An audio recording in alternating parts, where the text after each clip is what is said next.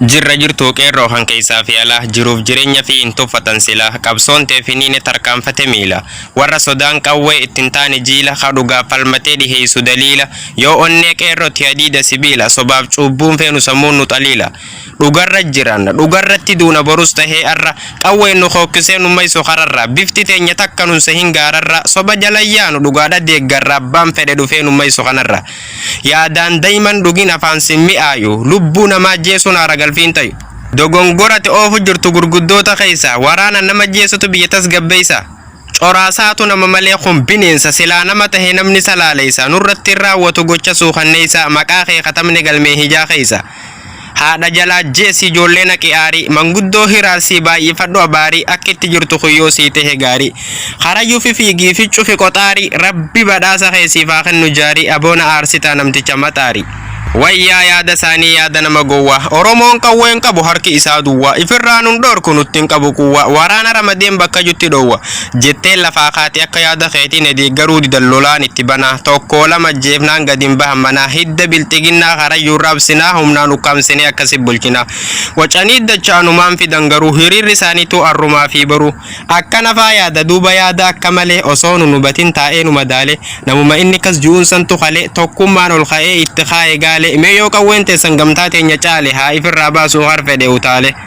namnummaan nun beeyne kamin nu madaala bar yoo rakkinaati abiyyiin nu caala warri mindaa fedhu ija keessa laala waan firraa itti kennu hin qabu halaala kunu qabsoon teenya sirdhooyte shikaala dheengaddu magaala duruu tahe baala yoo karaa nagayaa yaana irra caala jechuudhaafi malee nuu sirra iyyaala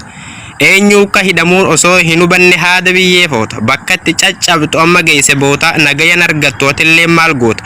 gana ka'uuf taa'uun sitti wal qixxaata yoo hayyoota baafte bicha najaabaata tahuu hin baanne walii fi gatteenya arraboo dangartu gammachuuf jireenya ammallee gammadee gammachuutti jira isaan tunu dararra koo keessa jira buuqii irraa harcaafne maal tofa kabira takkaa najaan baane kan nu yaade shira meeqa qajeelchinee garaa qafirii jira duniyaa tanarra nu himoosaa jira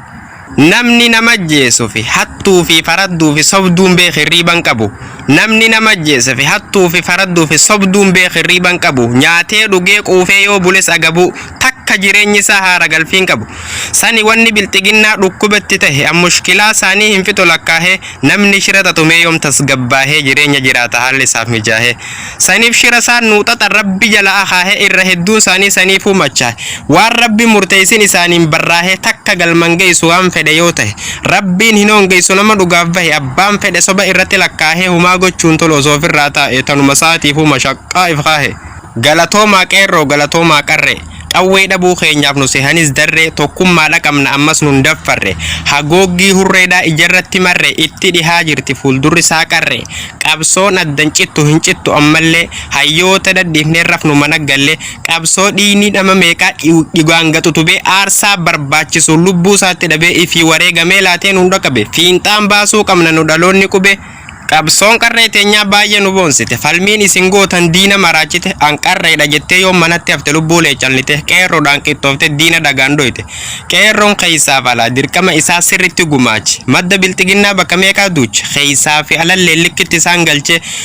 waan isaan abdatan meeqa jalaa cufe osoo hin ifatin qabsoo itti fufe eeysa dhaqa makiinaan gommaan isaa dhuufe akkasi abiyyi amma mataan kufe yaa kasaaraa nama if duuba